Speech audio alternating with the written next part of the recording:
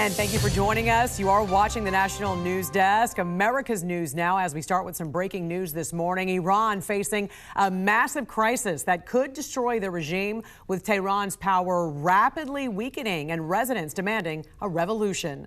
I'm Jan Jeffcoat. It's Monday, January 12th. In just a few hours, President Trump set to meet with Secretary of State Marco Rubio, where they could reportedly weigh military options as chaos and violence does continue erupting on the streets there of Iran, with the regime's forces killing hundreds of protesters already. There seem to be some people killed that aren't supposed to be killed. These are violent, if you call them leaders, I don't know if they're leaders or just they rule through violence.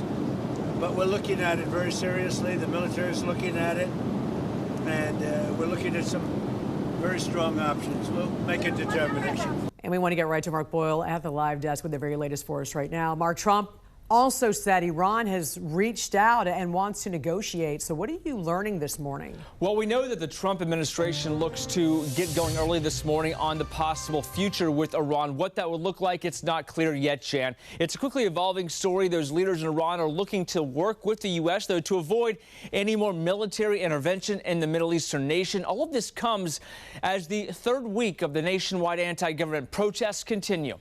Iran wants to negotiate, yes. We may meet with them. I mean, a meeting is being set up, but we may have to act because of what's happening before the meeting. But a meeting is being set up. So far, more than 500 people have been killed, and that's on top of the more than 10,000 others who have been arrested and transferred to prisons as well. Communications still down across Iran, making it even more difficult to get information out across the country. This is now day 4 of no internet access for that region, with the State Department saying Iran is trying to make it even harder for human rights abuse information to come out. So right now, Israeli Prime Minister Benjamin Netanyahu and U.S. leaders are coming together to talk about military action, or the possible of military action there. Over the weekend, the Prime Minister had phone conversations with Secretary of State Marco Rubio, more expected later this week. Meantime, back here at home, an anti-Iranian protest turned violent in the past 24 hours. You can see some of the video there. That U-Haul truck driving right into a crowd of protesters, with a sign on the side saying discouraging the military intervention in Iran. At least 2 people were hurt. This happened in Los Angeles. Protesters eventually swarmed that truck, smashed the windows. Police moved in and arrested the driver. Detectives are still investigating that situation. We're following all of this for you across the country this morning right here at the live desk.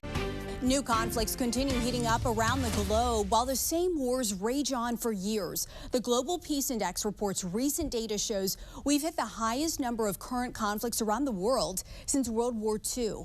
Let's go to Emma Withrow from the Fact Check team, and obviously the largest conflicts of the world right now. We've discussed at length every single day, but where is the U.S. indirectly involved? There's a long list aside from Ukraine. Yeah, absolutely. I mean, no direct involvement, obviously, but we are indirectly involved in many different ways, and we have a military presence in different regions still. So just getting down to the basics here, American forces are directly engaged in limited combat and counterterrorism operations in places like Iraq, Syria, Yemen, and Somalia, while we're indirectly backing allies through things like weapons, funding, intelligence, and deterrence in conflicts like Ukraine, obviously Ukraine, Russia, and then Israel, Gaza.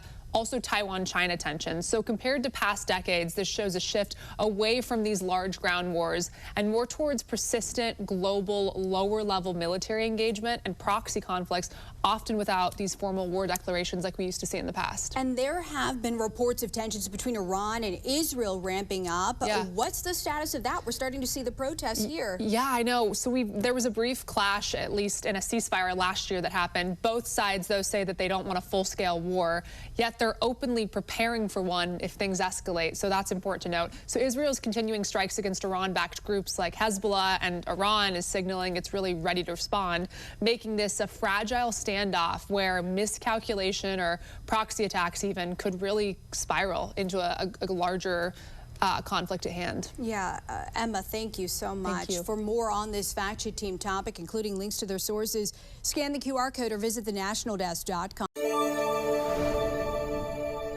I'm national correspondent Kayla Gaskins in Washington. Iran is teetering under the weight of a collapsing economy as protests are up nationwide and basic food prices skyrocket.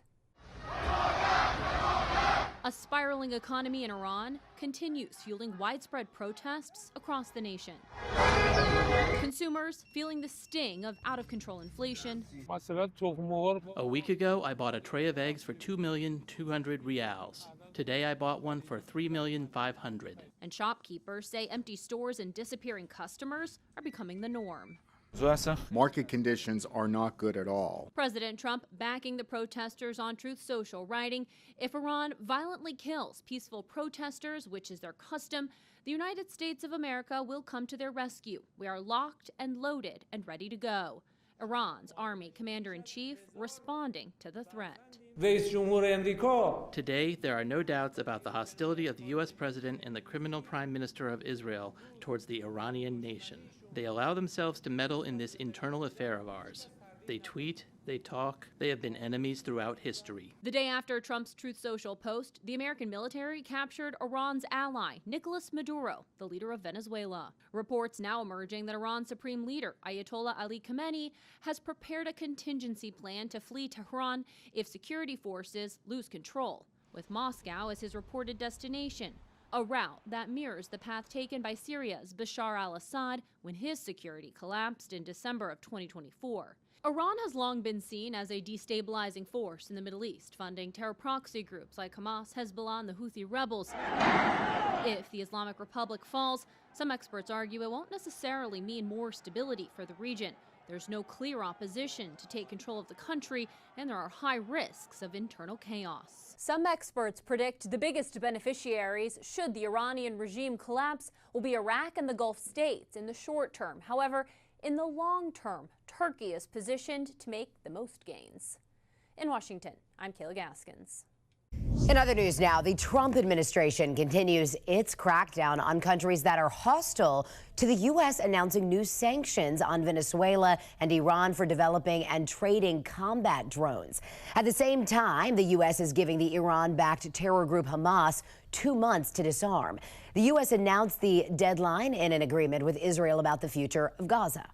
New government as Gaza is possible if you disarm Hamas, because no one's going to come in there if Hamas stays armed, and they'll put a bullet right through the back of their head, anyone of any potential new government. So the answer to your question is, if we disarm Hamas, whether with an international force or by any other means, yes, I see a different future for Gaza. And it's the one remaining step. Everybody understands that. Israeli Prime Minister Benjamin Netanyahu there saying a new government could be established in Gaza in the coming year as long as Hamas surrenders its weapons and leaves from the region. Now President Trump is issuing fresh warnings to Iran following talks with Israeli Prime Minister Benjamin Netanyahu. The National News Desk, Kelly Gaskins, reports that it comes even as Tehran fires back with its own threats. President Donald Trump is escalating pressure on Iran, warning of serious consequences should Tehran attempt to rebuild its nuclear or missile capabilities. If it's confirmed, look, they know the consequences. Consequences will be very powerful. Maybe more powerful than the last time. Trump addressing concerns Iran may be trying to reconstruct nuclear sites after U.S. strikes earlier this year. The allegations remain unconfirmed. I hope they're not trying to build up again, because if they are, we're going to have no choice but very quickly to eradicate that buildup. Trump making the remarks after meeting with Israeli Prime Minister Benjamin Netanyahu at Mar-a-Lago, where Iran and regional security dominated the agenda. Iran's president quickly responding on X, writing, quote, "The response of the Islamic Republic of Iran to any oppressive aggression will be harsh and regrettable." Meanwhile, Iran International reporting the country is accelerating work on developing chemical or biological weapons. Iran denies those claims. Amid this heavy international scrutiny, unrest boiling within the country, where protests against the regime erupting over high prices, runaway inflation, and political repression. Verified videos posted on social media showed demonstrations Monday at an upscale shopping mall near Tehran's main bazaar. The size of the protests could not be independently confirmed, but demonstrations erupted in multiple locations across the country, signaling growing public frustration with Iran's leadership. The unrest comes as Iranian authorities intensify a crackdown on dissent. Human rights groups say the government has arrested key opponents and carried out the highest number of executions this year in nearly 4 decades, part of an effort to prevent a broader uprising. I'm Kayla Gaskins, reporting for the National News Desk, America's News Now.